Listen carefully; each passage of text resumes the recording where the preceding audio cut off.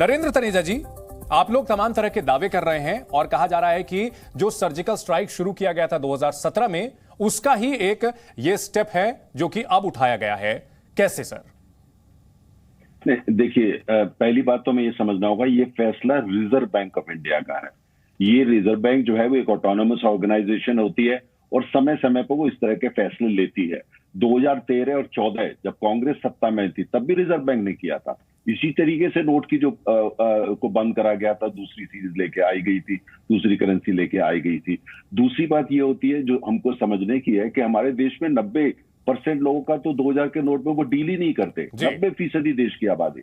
अच्छा, और तीसरी बात उसमें ये आती है कि देखिए, कुछ भी नहीं है, इसको नोटबंदी कहना ये बिल्कुल एक पॉलिटिकल जो है नैरेटिव बनाने की कोशिश है। कहां से किसने नोट बंद किया है?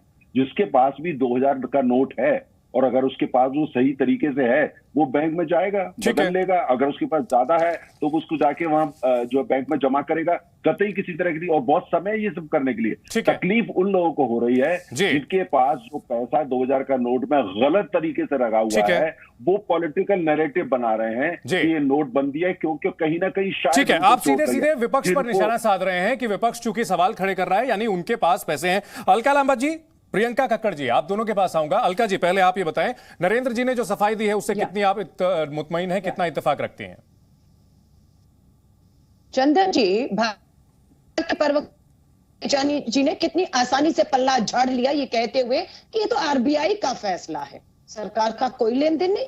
क्या आरबीआई ने वित्त विभाग से कोई पूछताछ नहीं की और अपनी मर्जी से 2000 बंद कर दिया? यानी कि आप ये कहना चाह रहे हैं कि 8 नवंबर 2016 को प्रधानमंत्री जी आरबीआई के प्रवक्ता बनकर रात को 8 बजे टीवी पर आए थे और आरबीआई के फैसले को बता रहे थे? जी नहीं, वो देश की सरकार, प्रधानमंत्री जी का फैसला था। उस समय भी जापान भाग गए, आज भी 2000 के नोट पे पाबंदी लगाकर जो है नोट बदली करके नोट बंद हो रहा है। बिल्कुल कह दे 2000 का नोट बंद नहीं होगा, ये तो सिर्फ बदला जा रहा है। ये झूठ बोल के गुमराह कर रहे हैं। सच ये है कि 2018 के बाद 2000 का नोट छपा नहीं। 2016 के बाद 2 साल बाद इन्हें समझ आ गई कि इससे तो जो काला धन है, जो 500,000 में था, अब आसान हो गया काला धन इकट्ठा करके देश छोड़कर भागना, और उनको मदद करने के लिए ही 500,000 के नोट को 2000 में बदला गया। और प्रधानमंत्री जी ने जो 2018 में कहा था, 16 में, काला धन पर हमला, भ्रष्टाचार पे हमला, ब्लैक मनी वापस आएगी, 15 लाख खातों में आएगा, आतंकवाद पे मार पड़ेगी।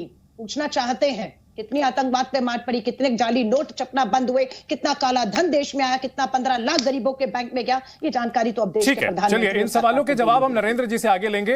प्रियंका जी।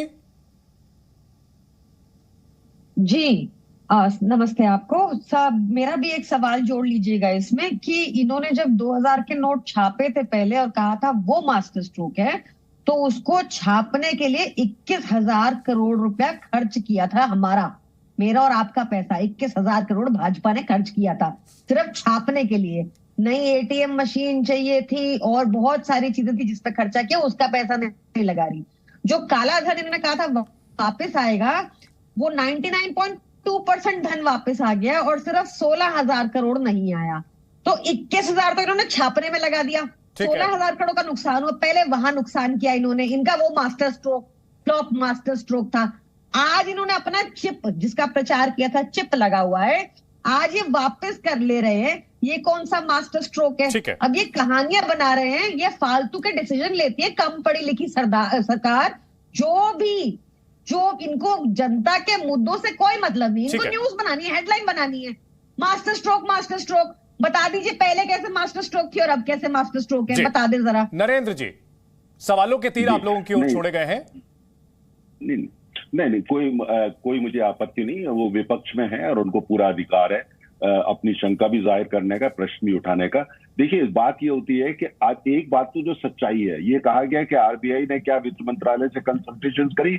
आरबीआई कोई तमाम फैसले लेती है, वित्त मंत्रालय से कंसल्टेशन करती है।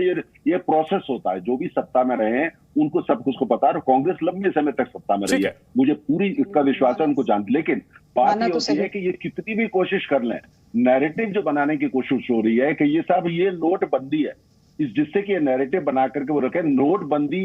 नहीं, सवाल नरेंद्र जी, सवाल यहां ये उठाया जा रहा है कि जो असल में जब नोटबंदी की गई थी 8 नवंबर 2016 को, जो ऑब्जेक्टिव बताए गए थे उन ऑब्जेक्टिव में से कुछ भी अचीव हो नहीं पाया। जनता को परेशानी हुई, सरकार के पैसे ज्यादा खर्च हुए, सिस्टम में कैश भी और ज्यादा आ गया।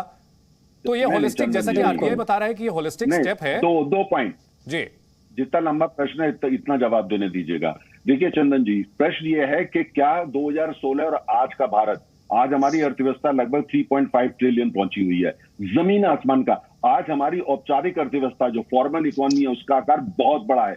आज ईमानदारी से जो आपके दर्शक जानते हैं, वो आज मकान या फ्लैट में जाते हैं, जैसे पहले लोग कहते थे 50%, 70% कैश लाइए, आज वो नहीं होता। लेकिन ये बात सच है कि आज भी तमाम लोग हैं वो जो है पैसे का दुरुपयोग कर रहे हैं, कैश में बड़े बड़े डील कर रहे हैं। मैं कोई नाम नहीं लेना चाहता, आपके दर्शक जानते हैं, और वो ही आकर के पब्लिक में हल्ला में। अलका जी और प्रियंका जी दोनों के पास कई सवाल हैं, आपके पास काउंटर क्वेश्चन है, उनके पास मैं लौटूंगा। लेकिन दो मेहमान हमारे साथ और हैं, ए.के. मट्टू साहब हैं, एक्स जीएम है आरबीआई के, और अश्विनी तनेजा जी हमारे साथ हैं। मट्टू साहब, सबसे पहले तो हमारे दर्शकों को और हमारे जो गेस्ट हैं उनको ये बताएं कि आरबीआई ने ये जो स्टेप लिया है, क्या ये एक्सक्लूसिव एक्शन है, 2016 से हटाकर इसको देखा जाए, या एक प्रक्रिया थी जो चली थी और वो पूरी हो रही है?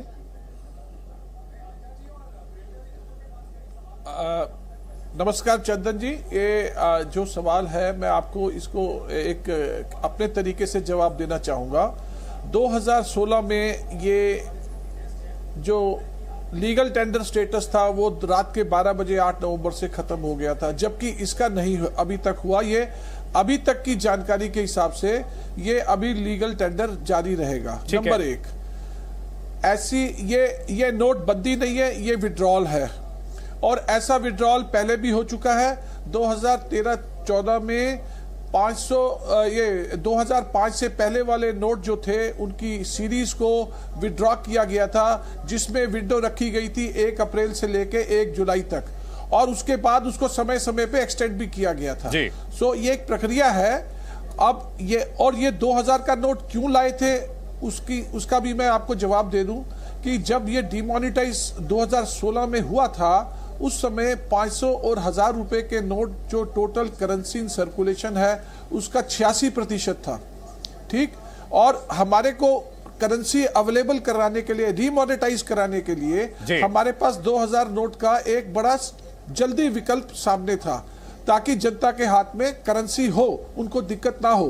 दिक्कत हुई, उसमें कोई शक नहीं है, 2016 में बहुत दिक्कत हुई। और आज जो स्थिति है, आज ये करेंसी का जो 2000 के नोट बचे हुए हैं ये 10.8% है, ठीक है। नंबर एक, अच्छा एक बड़ी इंपॉर्टेंट जानकारी मैं दे दूं, आपके पास जितने भी नोट हैं 2000 के नोट, आप उसको अपने अकाउंट में जमा करा सकते हैं, ठीक है।